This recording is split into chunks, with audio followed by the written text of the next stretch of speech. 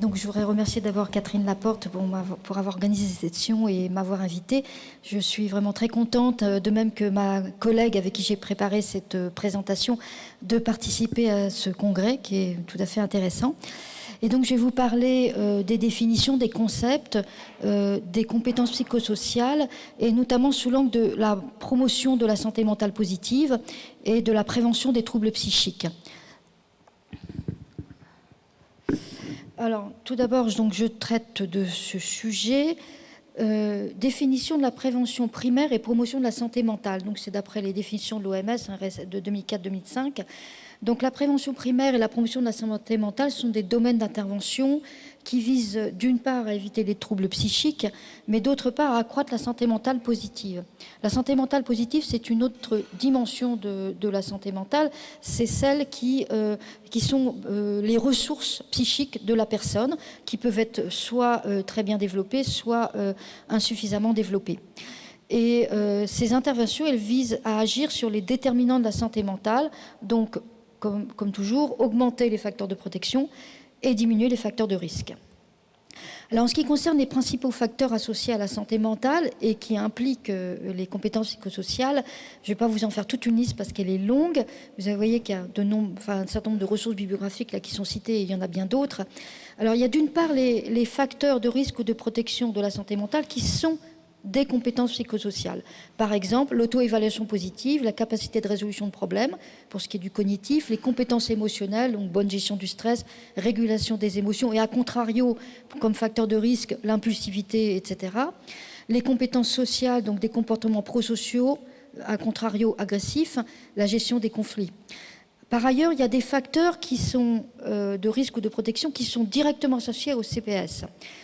Par exemple, adopter des comportements favorables ou, au contrario, défavorables à la santé, avoir une bonne ou une faible estime de soi, un sentiment d'auto-efficacité, à contrario d'impuissance, et un sentiment d'appartenance, un soutien familial et social développé. Alors, je vais vous présenter une définition actualisée des compétences psychosociales, parce que si vous commencez à taper compétences psychosociales, vous allez trouver des définitions plus ou moins anciennes de différentes sources. Et donc, il a été il était utile de partir d'un consensus actualisé de définition des compétences psychosociales et qui soit basé sur les travaux de recherche et également sur les définitions existantes.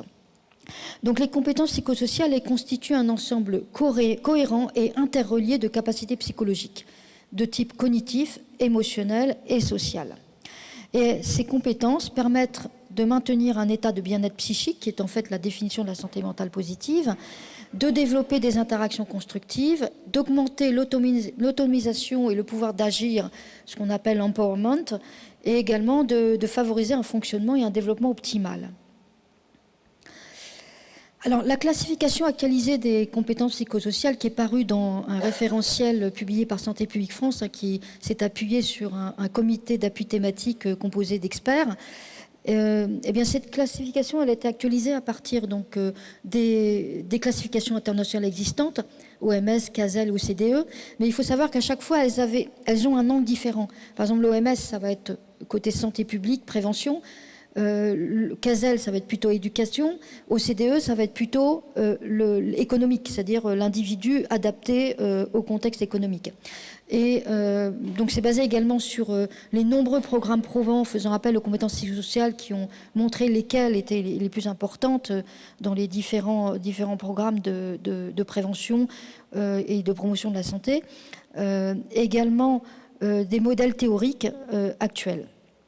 Donc, pour entrer un petit peu plus dans le détail, les CPS cognitives, qui sont des CPS intrapsychiques, il y a 2 CPS générales qui sont renforcer sa conscience de soi et renforcer sa maîtrise de soi et son accomplissement.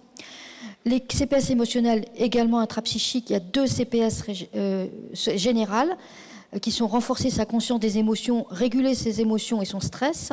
Et enfin, CPS social, toujours 2 CPS générales, développer des relations constructives et résoudre des difficultés relationnelles.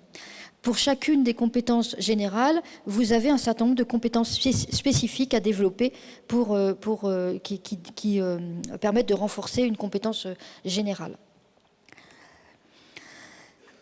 Alors, les CPS ont montré leur intérêt par des centaines de programmes probants chez les enfants, chez les parents notamment, avec des effets très variés, un large spectre d'effets, des effets généraux sur la santé et la réussite éducative. Pour la santé mentale, on a montré que des enfants, par exemple, exposés à certains programmes comme GBG, vous avez peut-être entendu parler, montrent moins de troubles anxio-dépressifs et de problèmes de comportement, une meilleure santé mentale positive, et que ces effets, elles sont à long terme. On en voit l'effet, il y a des études qui montrent des effets jusqu'à 20 ans après. Il y a pour les conduites à risque, il y a moins de consommation de substances, tabac, alcool et drogue, moins de violence, moins de harcèlement scolaire et moins de comportements sexuels à risque. Et également, on observe des effets sur la réussite éducative et professionnelle avec de meilleurs résultats, moins d'échecs scolaires, meilleurs diplômes, meilleure insertion, quelle que soit la voie choisie, meilleure insertion dans la vie professionnelle et sociale. Enfin, il y a des effets intermédiaires sur les déterminants de santé. Les développements des compétences psychosociales, eh bien, elles conduisent à une meilleure estime de soi, dont on sait que ça a des effets sur différents domaines de la vie, de meilleures relations, déjà comme pour commencer avec soi-même, mais également pour les parents, les enseignants, ça améliore le climat scolaire. Là, vous avez un petit tableau de synthèse des effets des programmes CPS. Donc, c'est aussi vous pourrez le retrouver plus détaillé dans le référentiel 2022. Donc, il y a des effets sur le tabagisme, moins 12% d'entrée dans le tabagisme, études sur 400 000 jeunes, consommation d'alcool, moins de consommation et d'abus d'alcool, moins de consommation de produits psychoactifs, par un programme, par exemple, comme Unplug, qui a été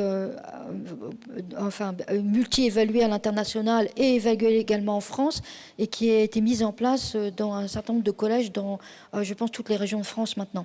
Prévenir la violence, une baisse de 15% des comportements violents tous âges, 29% dans les écoles secondaires, une diminution des comportements perturbants à l'école et une amélioration de la santé sexuelle par moins de prise de risque et plus d'adoption de comportements protecteurs.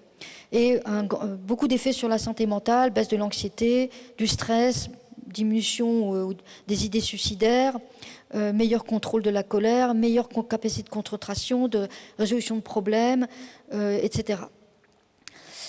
On va rentrer un petit peu plus dans le détail parce que la question que vous posez peut-être, mais voilà, on a vu une classification, bon, mais en pratique, on fait comment on commence par quoi?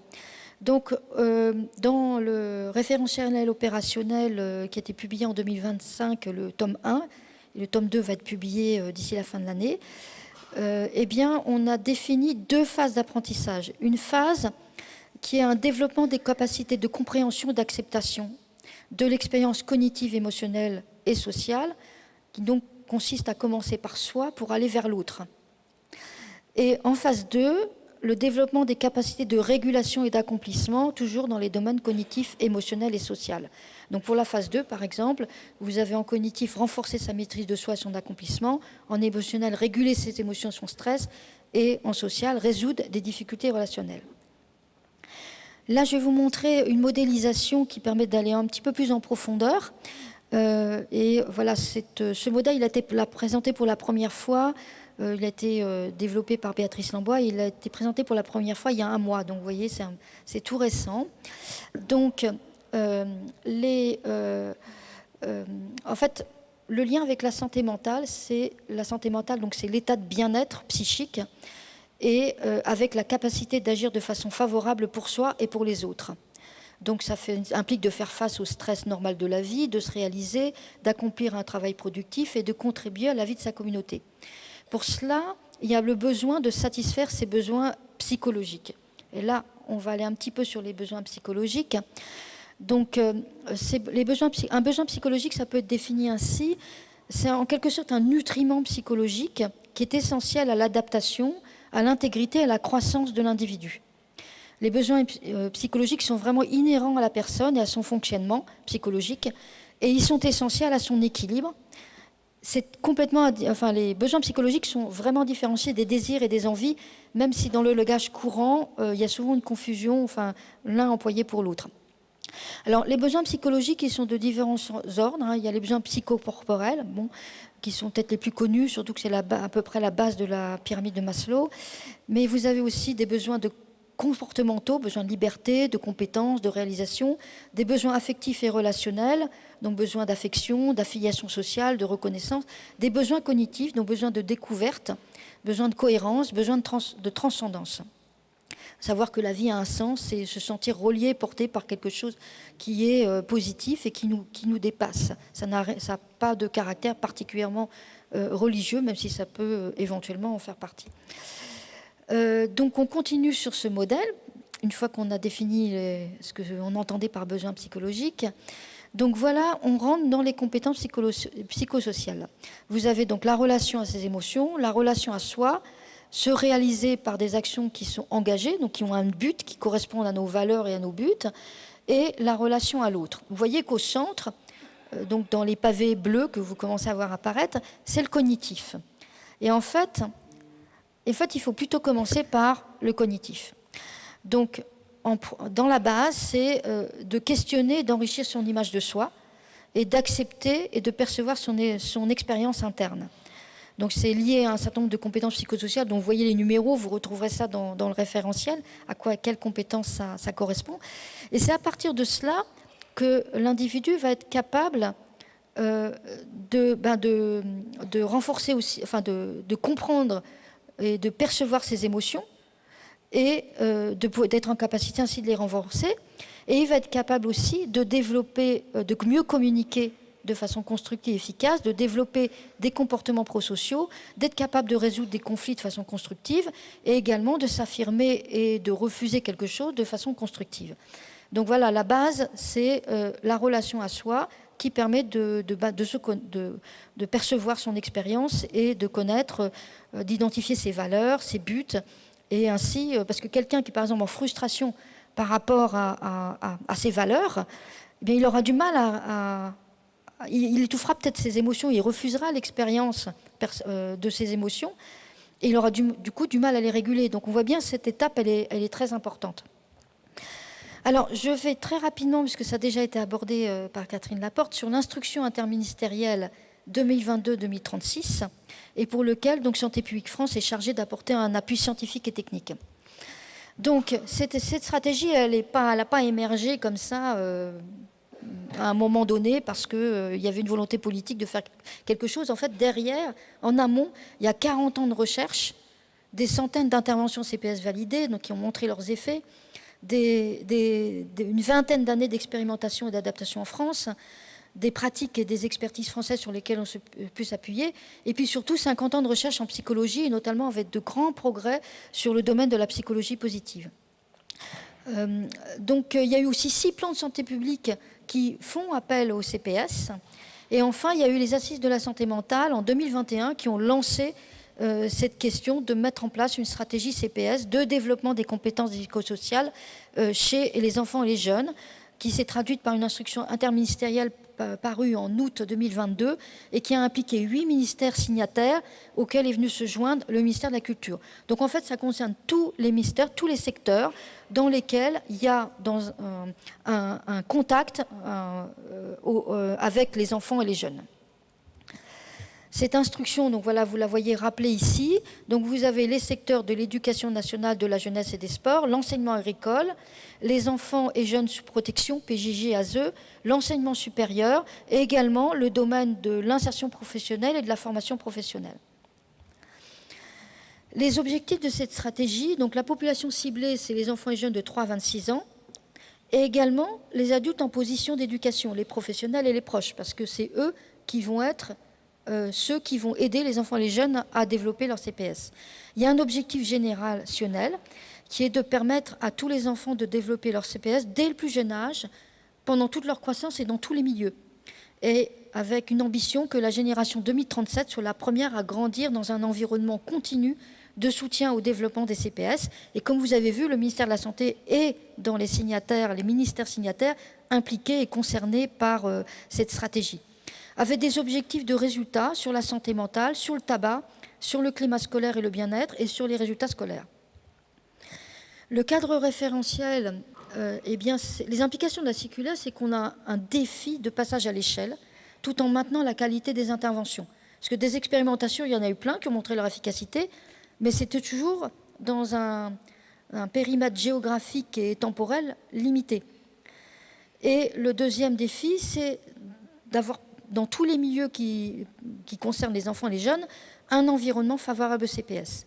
Les besoins, c'est un cadre référentiel commun, qu'on sache de quoi on parle quand on parle de CPS, des formateurs pour aider tous les adultes en position d'éducation et des outils de formation. Donc la première cible, ce sont les professionnels en position d'éducation qui doivent connaître les CPS et les renforcer, d'une part pour être en mesure d'établir un environnement favorable au développement des CPS et d'être en mesure d'aider les jeunes et les enfants à développer leur CPS. Pour cela, ils doivent être formés pour mettre en place des activités informelles, des activités psycho-éducatives pour développer les CPS avec efficacité et pour aussi être en capacité de gérer des situations difficiles. Ça, ce sont les axes de la stratégie, animation et coordination, accompagner les professionnels, appuyer les interventions, mettre en place un système national de suivi et d'évaluation et mettre en place un cadre institutionnel pour la mise en œuvre de la stratégie. L'appui de Santé publique France, son objectif, c'est de favoriser la mise en œuvre d'interventions efficaces, de qualité, fondées sur les données probantes sur tout le territoire. Donc pour cela, il faut développer une culture commune CPS fondée scientifiquement et accroître l'expertise CPS des professionnels qui sont ciblés par la stratégie et donc dont vous faites partie. Pour cela, il y a une stratégie de transfert des connaissances et d'expertise qui est développée. Je ne peux pas rentrer dans les détails, mais vous pourrez trouver des informations sur notre site. Et avec des objectifs opérationnels, c'est de mettre à disposition des supports fondés sur les données probantes et de mettre en œuvre des dispositifs pour favoriser l'appropriation de ces supports auprès des professionnels par des communications, des séminaires de formation, etc. Comment développer les CPS chez les enfants et les jeunes de façon efficace? Ça vous sera détaillé dans l'intervention suivante de Karine Simard, quels sont les facteurs d'efficacité. Je montre juste un petit peu ce schéma. Le passage à l'essai implique qu'il y ait une implantation, une organisation qui permette de mettre en œuvre la stratégie, de s'assurer que ce qui est prévu est fait, que ce qui est fait respecte les critères d'efficacité dans la durée et que ce qu'on fait est efficace. Donc tout ça doit être évalué. Pour atteindre la population cible des enfants et des jeunes, on a besoin d'adultes qui sont formés, qui développent leur CPS, qui font évoluer leur posture éducative, quel que soit le secteur dans lequel ils œuvrent, et qui mettent en œuvre les pratiques et ateliers CPS en étant accompagnés. Dans la pratique, qu'est-ce qui fait l'efficacité d'une intervention ? Donc que l'intervenant ait développé ses propres CPS, qui mettent en des activités CPS informelles dans le cadre de son activité, qu'il utilise une pédagogie active, expérientielle et positive, et enfin qu'il mette en œuvre des activités spécifiques avec un objectif d'apprentissage explicite. C'est important, que ça soit ciblé. On explique avant ce que l'on va faire au groupe ou à l'individu, de jeunes ou d'enfants. On met en œuvre des activités CPS qui sont de qualité, qui sont basées sur la science et qui sont intégrées dans un projet CPS collectif de qualité. Donc tout cela vous sera détaillé par Karine Simard. Vous avez là l'adresse sur le site internet qui vous permet d'avoir accès à nos publications et vous trouverez donc tout un tas d'informations. Voilà la page. Vous avez ensuite une plaquette L'essentiel à savoir qui permet de commencer à se plonger un petit peu dans le sujet si ça n'a pas été encore le cas. Vous avez aussi le kit empathie qui est une coproduction de l'Éducation nationale et de Santé publique France et qui est quelque chose qui est mis en œuvre dans les écoles en France. Ensuite, vous avez un référentiel qui faisait l'état des connaissances sur les compétences psychosociales et où vous retrouverez à la fois la définition, bien sûr, une revue bibliographique, etc., mais également la définition actualisée et son pourquoi, et également les critères d'efficacité des interventions. Et enfin, vous avez un référentiel qui est plus technique, qui est un référentiel à destination des professionnels experts et des formateurs, dont le tome 1 est paru au premier trimestre de cette année, et le tome 2 va paraître tout à la fin de l'année. Là, vous trouverez chaque CPS explicité, et également le détail des savoirs et savoir-faire à développer dans le cadre d'activités CPS pour que l'enfant ou le jeune ou l'adulte développe une CPS. Voilà, quels savoirs et savoir-faire conditionnent l'acquisition d'une CPS ou le développement d'une CPS. Voilà, j'ai terminé. Je vous remercie de votre attention.